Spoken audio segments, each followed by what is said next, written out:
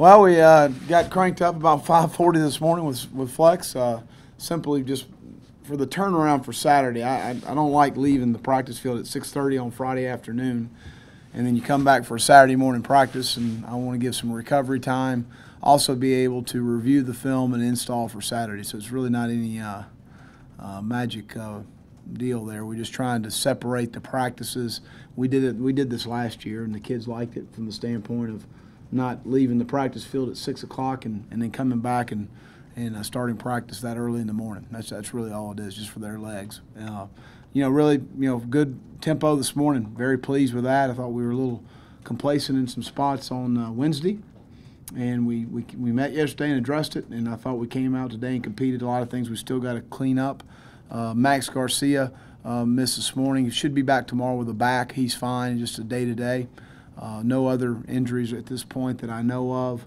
Tomorrow will be more of a half practice / scrimmage because of our depth on the offensive line right now. We got about 5 guys down, and so we're just struggling to be able to get scrimmage snaps. So we're doing a lot of what we call pod work: 1-on-1, 2-on-1, 5-on-4, 9-on-9. So we're not clanging as much as the scrimmage tempos, and we're getting as many scrimmage snaps as we can get. Introduced 1 minute. Today we'll go do some coming out tomorrow and continue our situational work. But I've been very pleased with the attitude and the effort of our guys. Coaches Clinic today, starting today, and excited to have those guys on campus. We appreciate the help that they give us in recruiting here in the state of Florida and in surrounding areas. And we'll also have the SEC officials in today and tomorrow. They do a clinic on the east side and the west side every year, and they rotate it. And it's our turn, and we're really happy to have these guys on campus and Steve Shaw and his crew. So I'll open it up for any questions. Well, it's early in the morning, it's cold outside. What do you learn from those guys? Well, again, that's what we did this last year, and just the feedback from some of the older players, they liked it from the standpoint of the separation of practice. But it's cold. It's not a whole lot of people out there stretching at 5:40 in the morning, and we immediately started with a hurry-up tempo drill to get them going, and they responded the right way. Very, very pleased with the attitude and effort and the competitive edge of our football team this morning. We got to continue it. That's the key. But very pleased coming off Wednesday's practice. How many times have you used refs in spring ball so far, and what do you get out of? We use refs at every practice. Okay. Mm-hmm. And what do you get out of Sure that? do. Well, again, just some of the little things as far as alignment's concerned. We had a couple issues this morning, knowing when to be on and off the ball. We're hard counting quite a bit on offense, which has really helped us, and offense has done a really nice job with it. I had one offsides penalty on the defense this morning that I can recall. So there's no question we use that since I've been here and everywhere I've been at every practice. Coach, what does years mean? What's that? What does years mean? Years? As far as? Like if you started a meeting with years, what would it mean? Just talking about, well, we start every meeting. We talk about the years of football at University of Florida, 107, and we talk about championships, and we talk about winning the East and winning the state. Why do you feel the need to start meetings that way? Well, number one, I want to start every meeting, offense, defense, special teams, and team meetings, to make sure the guys are locked in and focused. So when we start the meeting, that's how we start. And I want them to understand the importance of this program, the tradition that's been here before, that we've won a bunch of championships before any of us ever showed up, and the importance of winning the East and winning the state. That's critical. Did you start that, or? Mm-hmm. What's it like to coach a guy like Antonio Morrison? Fun. It's fun to coach a guy that has a lot of passion and energy. I like self-starters. I like guys that go out there and self-start, that self-motivate themselves, that you don't have to create an edge for them every day. And he's a young man that you don't have to create an edge for. He's going to go out. It's very important to him to play and practice very well. He understands the importance of practice. He understands the importance of work. Football is very important to him. The success on the field is very important to him. So I don't have to sit there and give him a pep talk before practice to make sure his mind's ready to go. You have to kind of sit on it a little bit to keep him from killing his own guys, though. Same question. A little bit. Well, no, that's you'd rather say whoa than giddy up. That's been my experience. So I'd rather say whoa and coach that side than if they don't like sticking their face in the fan, in the fire, so to speak, then it's in the game for him. And he likes it. How often do you have to do that with him, though? Oh, sometimes, every now and then. A part of being a good team is learning how to practice the right way. on what ends up happening. If one guy takes a little cheap shot, the other side of the ball gets mad, and they want to take a cheap and then somebody ends up getting hurt, and then we're all upset. So, I mean, there's a fine line. You know, you want to be aggressive. You want to play with great toughness. And it's my job to make sure we judge the right way on what is too much and what's not enough.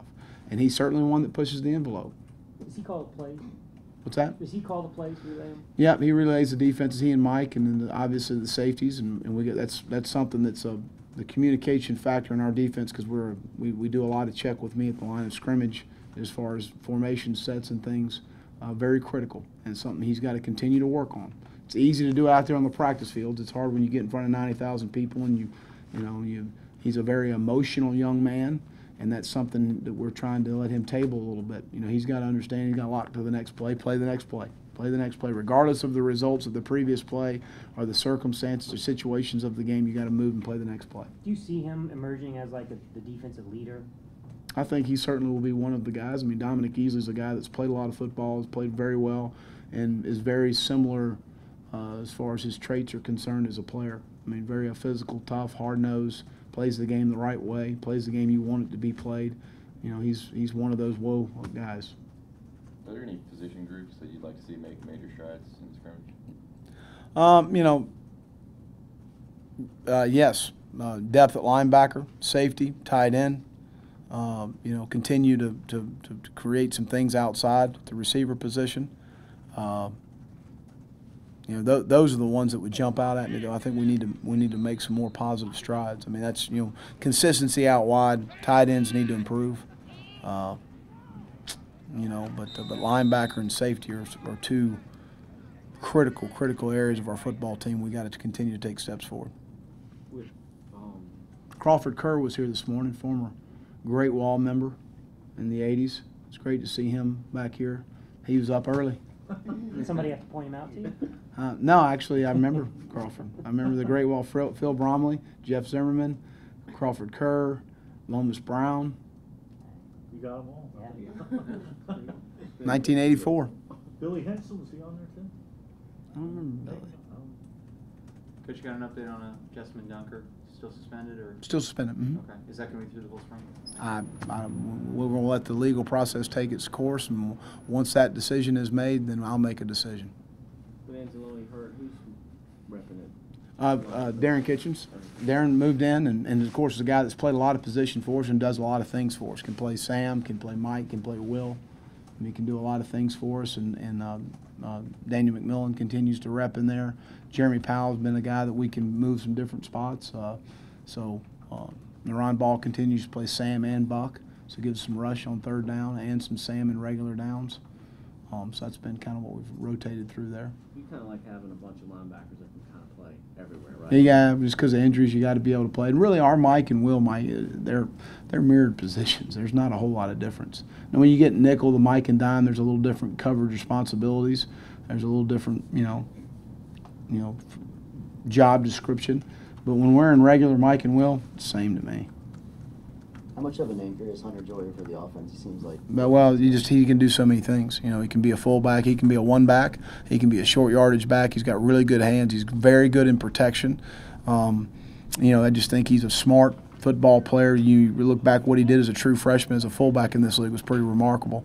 But a guy that just gives us a lot of variety from the position and flexibility for a defense to have to adjust to. Not having a full set of linemen out there, how much does that set you back, and just reiterate the need to have? No, I mean we've got the numbers are right. Really honestly, if we had everybody healthy and a part of the team, we'd have 12 guys out there. Is that pretty typical though, in the spring? I mean, a couple we had some postseason surgeries. John continues to rep in some individual stuff and does some one-on-one with our defensive line. We're just not ready for the 11-on-11 yet. It's just it limits you from a standpoint of just playing the game.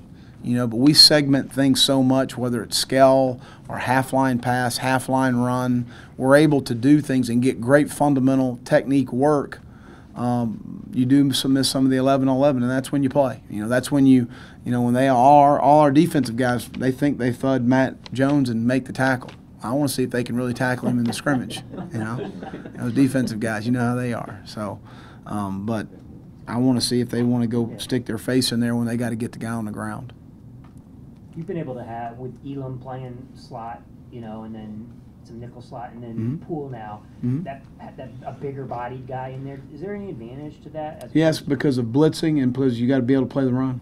You look at Matt, look back at the Lafayette game last year. The big run they made, they were in the stretch to the trip side, and he knifed it and made a play. You need to have a guy with a little more girth, got to be a good blitzer, got to be a good run player, and have coverage ability. And Brian has both.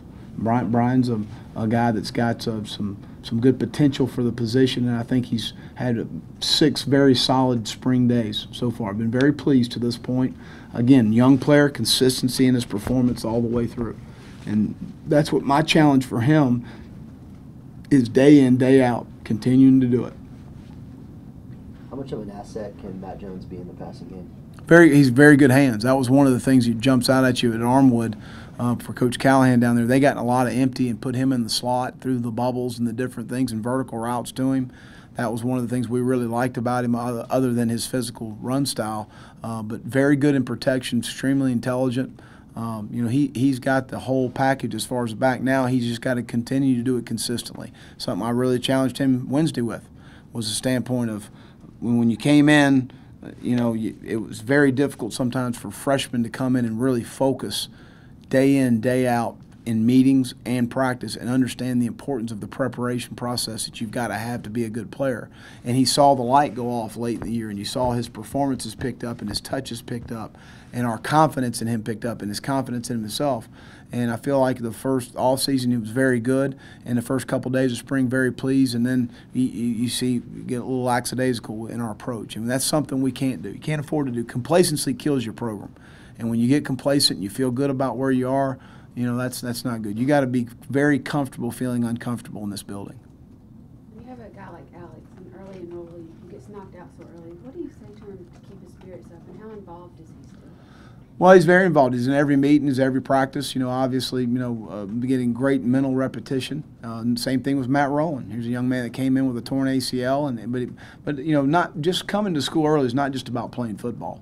Yeah, I really like it from a standpoint of the mid-year enrollees because of academics. They're able to at a much less hectic pace from a football standpoint. They're able to walk in the building, and we're not game planning. We're able to teach fundamentals and teach technique and teach scheme more, but also from an academic standpoint. I think they get so much under their belt being a mid-year enrollee.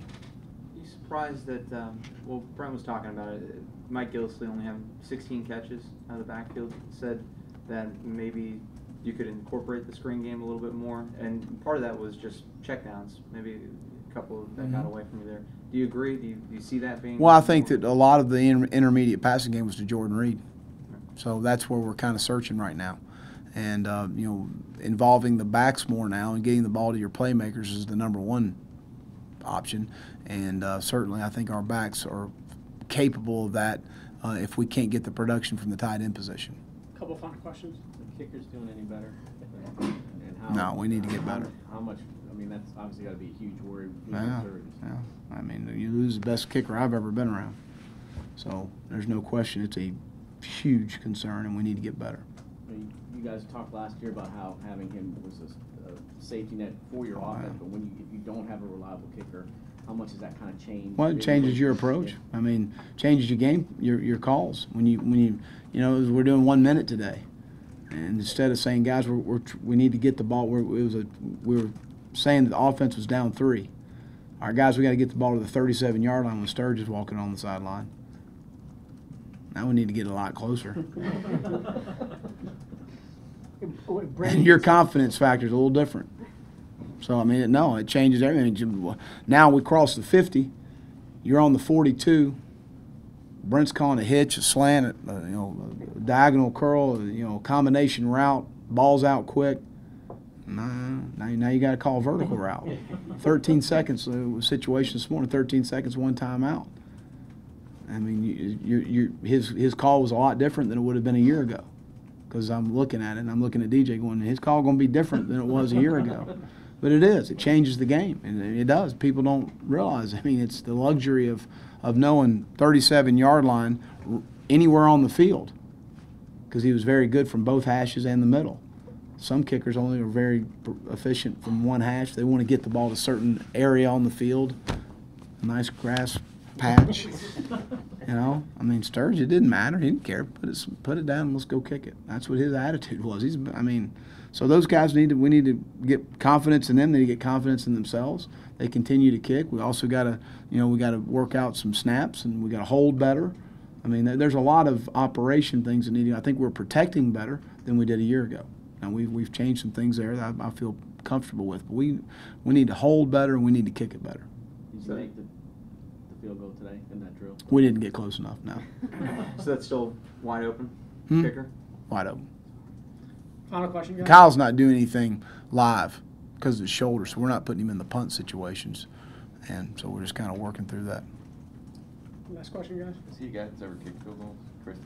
Hmm? Is Christie a guy that's ever kicked field goals? He may have in high school, and he is not here, and but he can hold. But we can't do anything with him in live situations. I just don't want him to risk, him getting a shot. Would that be something you guys maybe consider in the fall? Well, we'll talk about it, But I think I really think the guys, Brad has kicked in games before, in big games before, and Austin is very talented. I think they're going to be fine.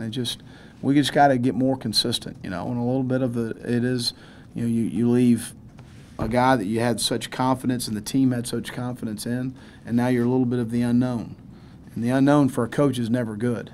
So that's kind of where we are right now. And I think the ability is certainly there. I really do. I have total confidence in those kids as far as their ability is concerned. They just got to do it, and they got to be more consistent. And but we do need to hold the ball better at times. I mean, there's been some hold situations, more consistent with our swing. So there's a lot of things that we need to improve on there.